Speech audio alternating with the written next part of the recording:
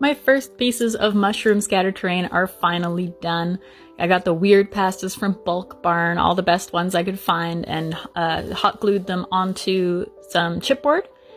Cutting out the chipboard was a massive pain, but we got there in the end. I will have to remember next time to cut it out first and then glue on the pasta, because trying to get around the pasta without breaking it was kind of ridiculous. Once that's done, cutting out and rounding off the chipboard, and of course gluing on some sand and rocks for texture.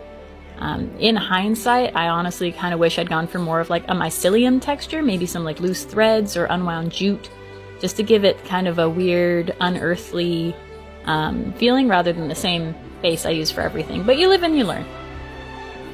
The rocks are a classic, and I'm not unhappy with how it turned out. Happily, these were small enough that I could just dip them in my container, so for once I didn't make a massive mess while doing this project. At least not at this step.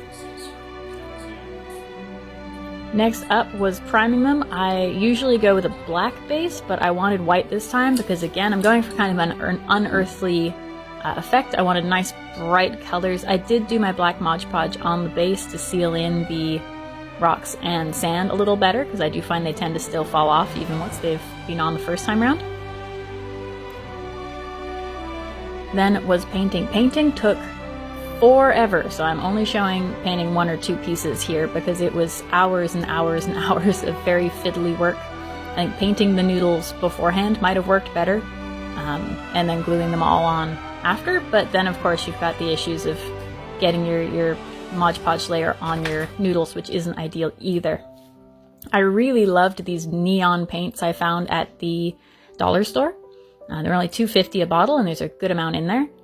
And I felt they really gave these pieces again, that unearthly effect I was going for. To finish off my base, after doing a little bit of brown and green to make it a bit swampy, I ground up some, what are they called, pastels, and used a paintbrush to just kind of brush the powder on. Again, I was going for kind of a mycelium effect. I don't know if I got that effect, but I enjoyed what I wound up with.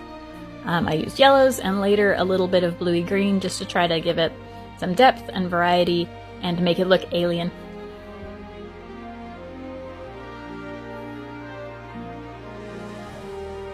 I'm so happy with how these turned out. I think they look bright and alien and perfect for a surreal goblin forest.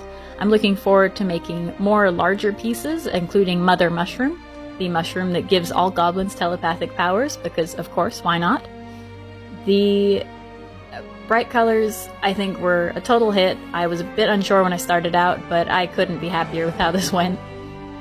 Let me know which one's your favorite.